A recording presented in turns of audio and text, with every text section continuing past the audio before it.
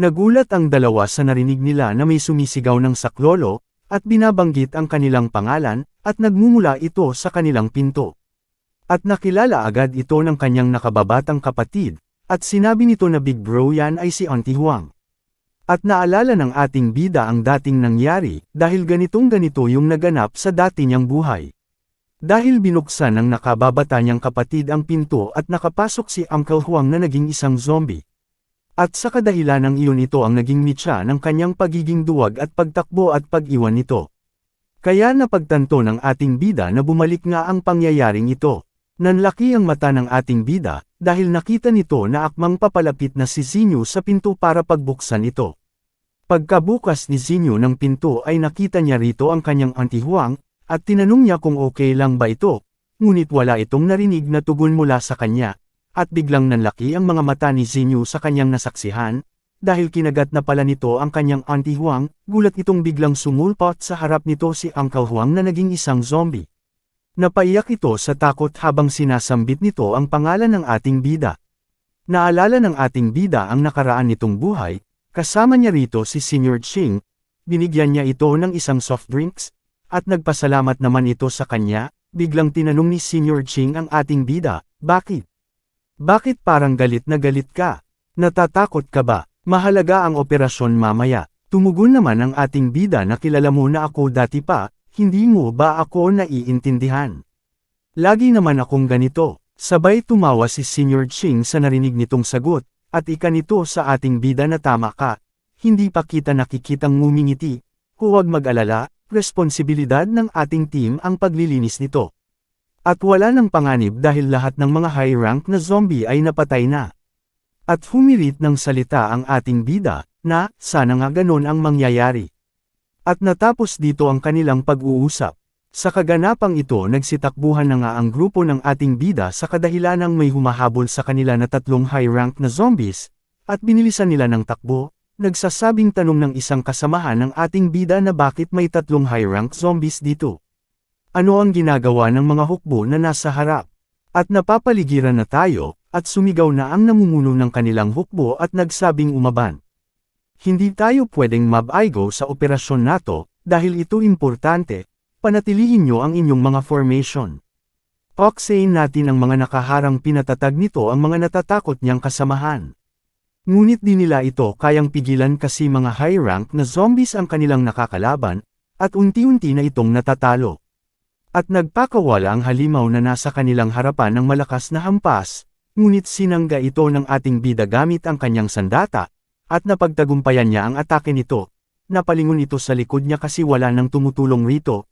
Nakita nito si Senior Ching at nagtatanong kung bakit nakatayo ka lang dyan, pumarito ka at tumulong. Tumingin lang ito sa kanya at may sinabi, pero hindi ito naintindihan ng ating bida. Tinanong niya ulit ito, kung ano ang kanyang sinabi, at nakita niya itong umalis, at tumakbo papalayo. Napaisip ang ating bida na katulad din ito sa ginawa niyang pag-iwan sa kanyang nakababatang kapatid. Galit na galit ang ating bida sa kanyang sarili, at sa ginawa ni Senior Ching. At nanginginig ito sa galit. At napagtanto ng ating bida, na ganito pala ang nararamdaman ng aking nakababatang kapatid, na walang kalaban-laban, nung iniwan ko siya at pinabayaan, habang nakatingin sa akin na tumatakbo at tumatakas papalayo. At nagwakas na nga ang buhay ng ating bida sa kadahilanan, nilabanan niya ang mga high-rank zombie ng mag-isa. At pagbalik sa kasalukuyan, sinambit nito ang pangalan ng kanyang nakababatang kapatid, at sinabihan niya ito pumikit, at nagpakawala na nga ito ng malakas na atake. At sa isip ng ating bida, dahil ako ay nabuhay at binalik sa nakaraan, hindi ko hahayaang mangyari ang parehong trahedya. Babayaran ko ang mga krimen na ginawa ko sa nakaraan. At tumama ang sibat nito sa mata ng zombie, at napasigaw ang zombie, at bumagsak ito.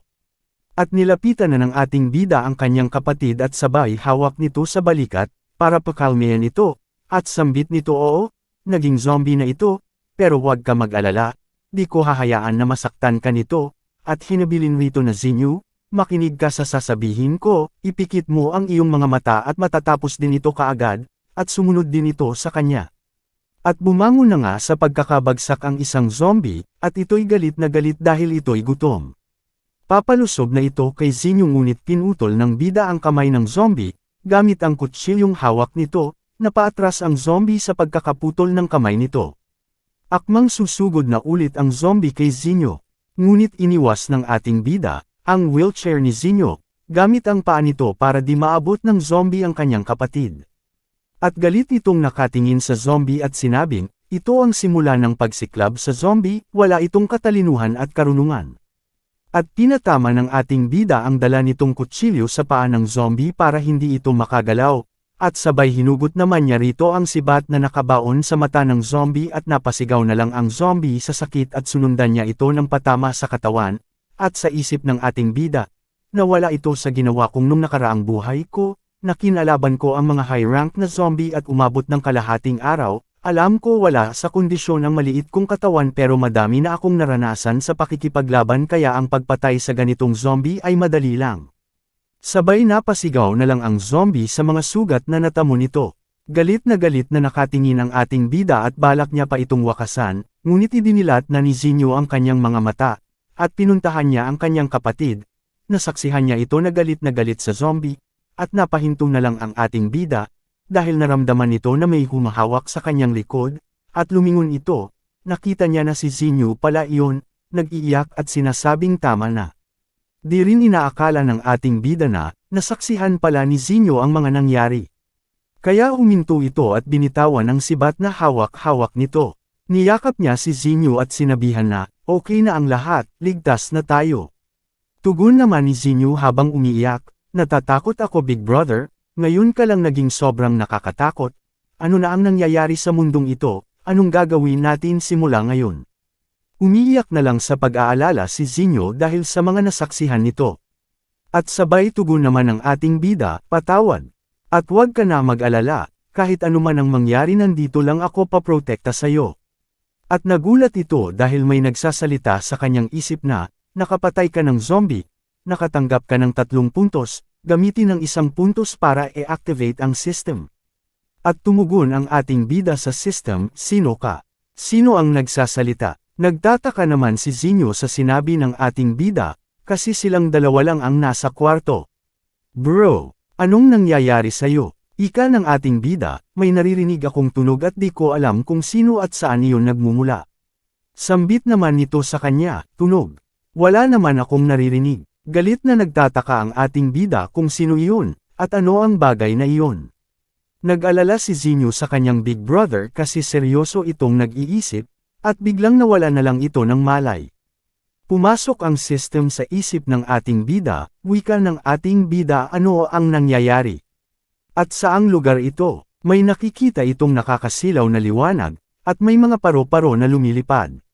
Lumiliwanag na nga ang kanyang paningin, may nakita itong mga rebolto sa harap, kaya nasambit nito. Diyos! Palasyo ba ito ng mga Diyos? Nagtataka itong nakatingin sa isang malaking rebulto, at nagtatanong kung ano ito.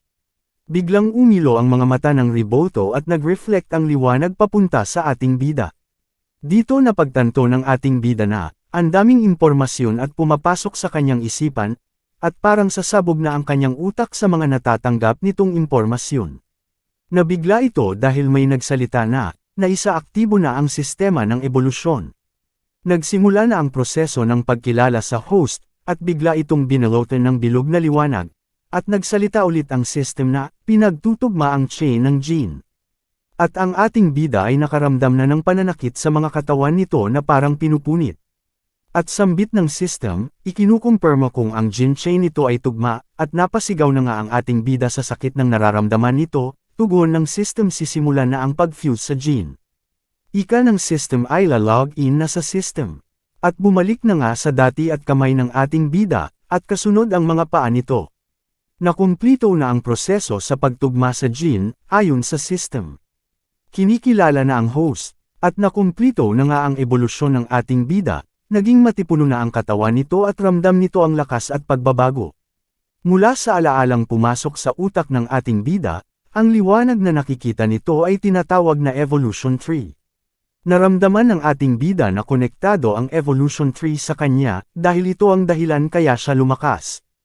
At kung ito nga ang dahilan, kailangan nitong mangolekta pa ng mga evolution points at kailangan nitong pumatay ng mga zombies para mapataas niya ang kanyang antas, at maaari kong piliin na palakasin ang aking mga kasanayan sa pakikipaglaban sa katawan, mga kasanayan sa kaligtasan o posibilidad. At lumabas na nga ang system notification sa kanyang harapan, at sinabi ilalagay mo ba ang 2 points na natitira. At may 4 itong pagpipilian, strength, agility, probe at mental spirit. At tumugon naman ang ating bida na oo, pumapayag ako. Sa isip nito, ito pala ang naging benepisyo nung nag-umpisang maging apocalypse ang mundo. Alam kong maliit lang ang inilakas ko, pero malaking pakinabang na rin ito, kahit na nagkaroon ako ng karanasan sa pakikipaglaban sa nakaraan ko, ang aking katawan ay mahina pa rin. Kaya sa strength ko muna ilalagay itong 2 kong puntos. Pagkalagay ng ating bida sa 2 puntos na natira sa kanya ay naramdaman niya agad ito. Napagtanto ng ating bida, dahil sa nangyari ngayon, gagamitin niya itong pagkakataon na binigay sa kanya, para baguhin ang kanyang buhay. Hindi niya hahayaang maulit ang kasaysayan, natitiyak niya na paprotektahan niya ang kanyang nakababatang kapatid na babae. At nagising na nga ang ating bida, nakita nito na nakatulog, sa kanyang tabi ang nakababata nitong kapatid, at tinawag niya ito Zinyo. At nagising din ito at tumugon ng tingin sa kanya. At wika ng ating bida pasensya at ginising kita. At sambit naman itong nag-aalala sa kanya, Big Brother buti at nagising ka na. Tinakat mo ako, bigla ka na lang nawala ng malay at natamba. At sabi ng ating bida, napagod lang ako. Patawad kung pinag-alala kita. At umiiyak na nakatingin si Zinyo sa ating bida, dahil sobrang pag-aalala nito sa kanya. At hinawakan ng ating bida ang ulo ni Zinyo para patahanin ito, at sinabi walang mangyayari sa akin na masama. Di ba sabi ko sa'yo na andito ako para protektahan ka? Kaya wag ka nang mag-alala, di kita iiwan. Sabay tumahan na lang sa pagkakaiyak si Zinyo sa narinig nito mula sa kanyang kapatid. At sa isip ng ating bida kailangan kong linisin ang paligid para sa seguridad ni Zinyo. At kailangan kong linisin ang bangkay nila Auntie Huang at Uncle Huang, at nang hindi ito makakaakit ng higit pang mga zombie. Lumabas na nga ng pinto ang ating bida upang linisin ito, pero nagtaka ito dahil nawala na ang mga bangkay nito. Napatingin ito sa mga bakas ng dugo, at parang may humila sa mga bangkay nito pababa ng hagdan.